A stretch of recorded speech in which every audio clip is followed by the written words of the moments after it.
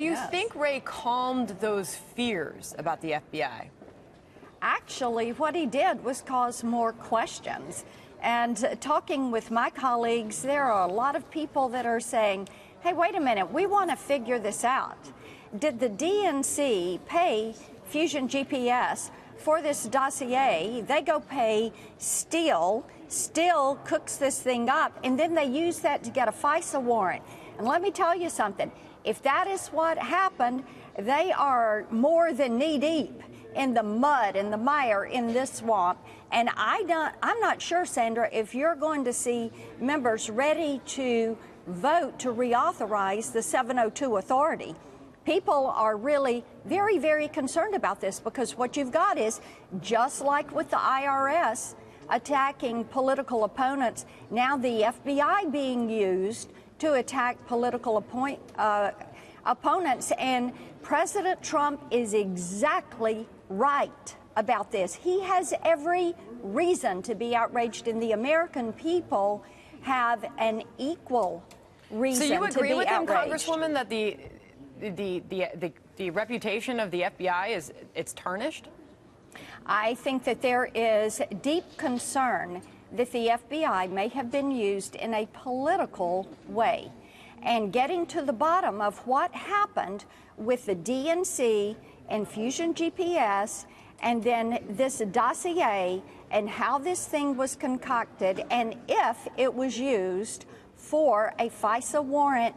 This is something people want to know. I think, Sandra, you have to say they're reserving judgment, but at this point they feel they have reason to be skeptical, and we're hearing a lot about it on the correspondence with our constituents. So based on what I'm hearing from you, I'm wondering, do you think it's necessary to have more investigations?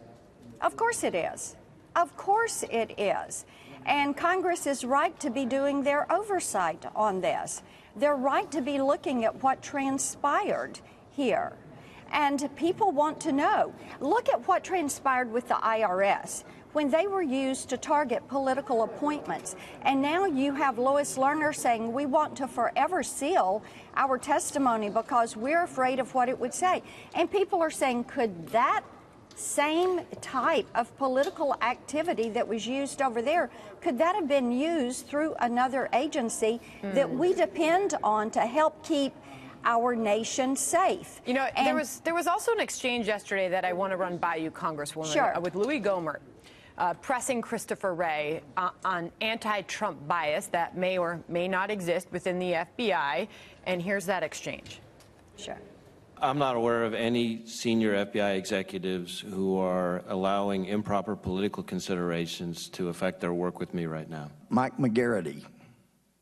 No. Same question, and I'll take McCabe out of it. Are you aware of him openly aligning himself with political bias against the Trump administration? No. Josh Skule? No. Brian Parman? No. What did you make of that? I think that what Congressman Gohmert is pointing to is what many of our constituents are saying. They want the assurance, they want the certainty that these federal agencies are not going to be used to target private citizens or to target political opponents. You know, Sandra, we're a nation of laws. We abide by the rule of law. And when federal agencies in the federal government is used to target political opponents or to target private citizens with which there may be a disagreement, this is something that causes our constituents a tremendous amount of angst.